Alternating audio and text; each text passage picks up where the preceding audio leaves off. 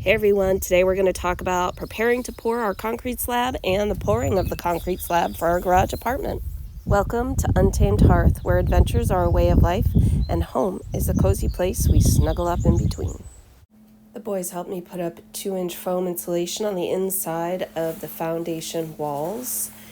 The pieces aren't heavy, they're just big, so it's nice to have a little bit of a helping hand with that. Then we brought the compactor in and started compacting the sand as it was put in. About every 6 inches we compacted. Painted waterproofing on the outside of the foundation where it would be covered with sand. About noontime on Saturday. Here's where we are. Trenching has happened. We have painted the foundation walls with waterproofing. Can't see it from here really, but they are painted down where they're going to be covered with soil, sand.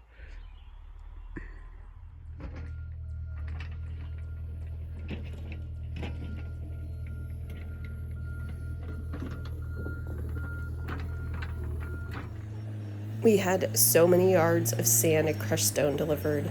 I think it was 32 yards of crushed stone, but I'm gonna have to look up the amount of the sand. I'll put it in the notes. It was more than 32 yards of sand.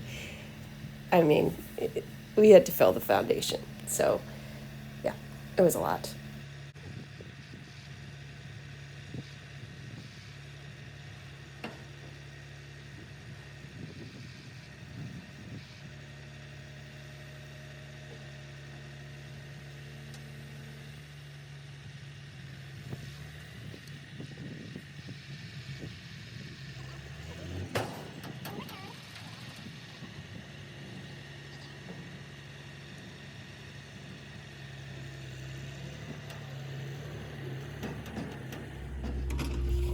We put a lot of conduit runs in this.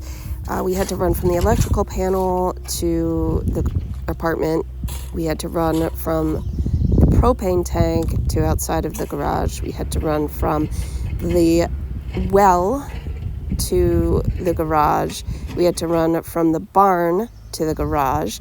And then we had to also put in a pipe for the septic. And we had to run pipe from the big green pipes, which were for the radiant floor heating once we add the house on.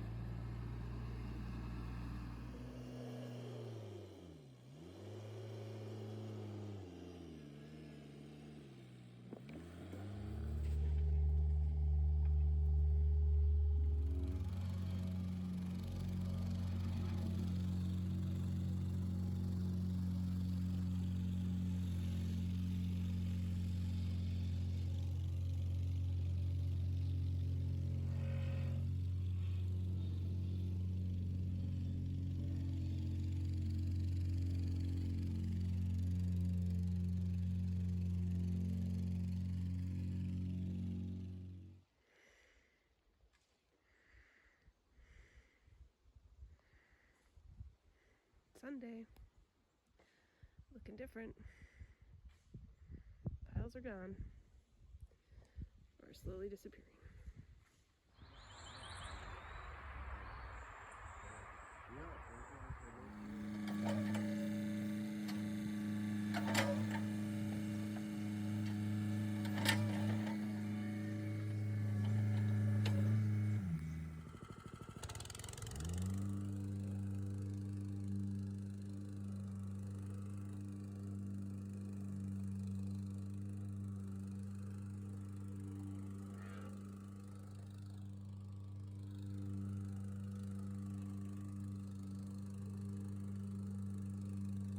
For each section of conduit run, we had to raise the level of the ground up to where we needed the conduit. Then we had to install the conduit. Then we had to cover the conduit with another layer of sand and compact it. So this obviously took a long time. You're compacting like every 6 inches or so. In between that, and you're running your conduit where necessary. Here you can see River spraying a froth pack over the radiant floor heat pipes. The froth pack is a spray-on insulation. You can also get this type of insulation sprayed on inside of your house, like between rafters and everything. It is very good insulation. It's also very expensive. I don't know exactly how much this one froth pack cost us, but I think it was around $600. Maybe it was $400. But anyway, $400, and all it did was insulate around these pipes. So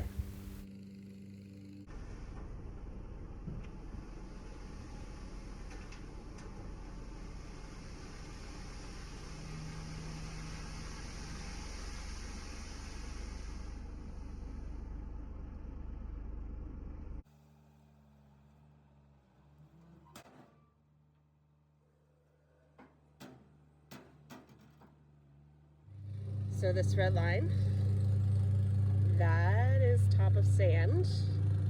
And then you can see right over here, there's a line right there that's going to be top of stone. And then there's 2 inches of foam, and then there'll be 6 inches of concrete on top of that. So, just wanted to show you guys where we are. We're getting close. You can see the red line. There's not that much more sand needed. They'll be delivering crushed stone today for us. Yay!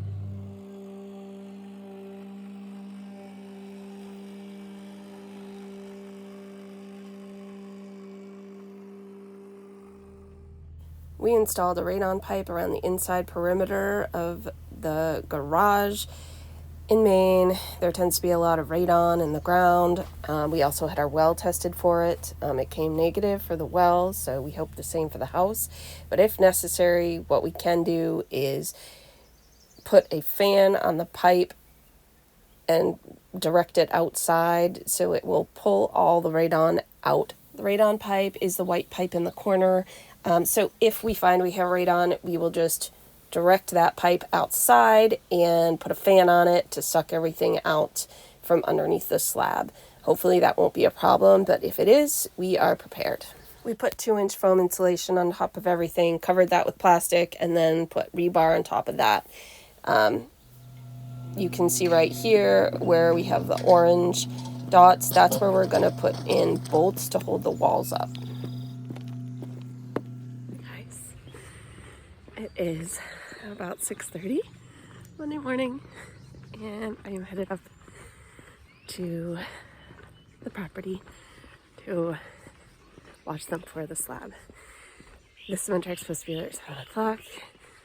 I can already hear through the woods big trucks and equipment happening up there. Anyway, I'm excited to watch this process and can't wait to see how it goes. So excited. You can see the rebar and the plastic here. The little rebar posts that you see sticking up vertically, that's how they are measuring the cement and how high the concrete needs to be poured, because it is level in the back and then it tilts down. I forget what the angle is. I'll have to double check. So here you can see they're starting to pour the concrete. It was really exciting. I'll apologize for the Alvin and the Chipmunks sounds in the background. It's just when I sped up the video, everybody's voices sound like Alvin and the Chipmunks.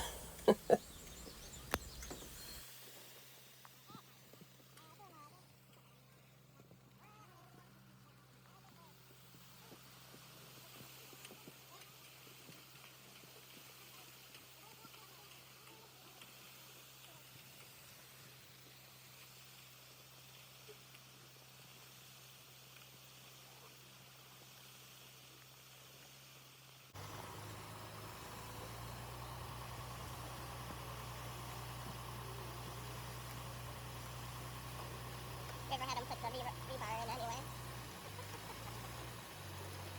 No, River.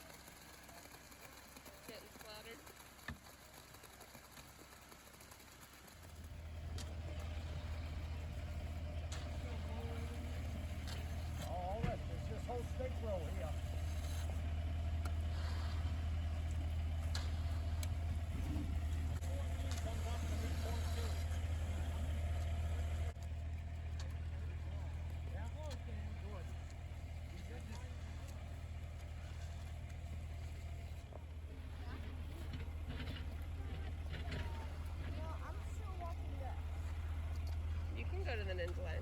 You don't have to wait. I know. It's not the same by yourself.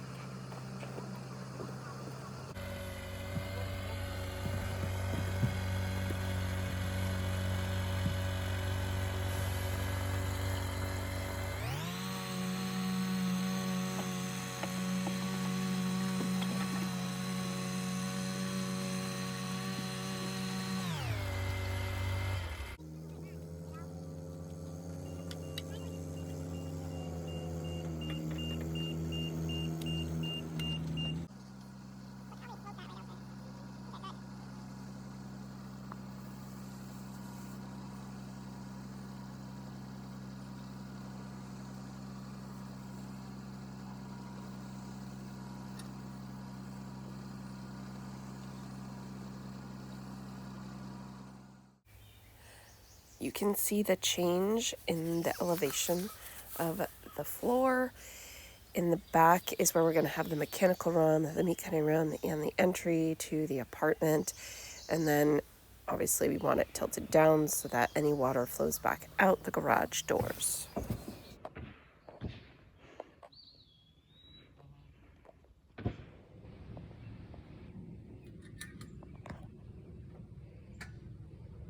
River and I put a sealer on the concrete, and then the foundation was ready for walls. It looks so good. Oh, it was so exciting to get to this step. It felt like we'd been working really hard for a really long time with nothing to show for it.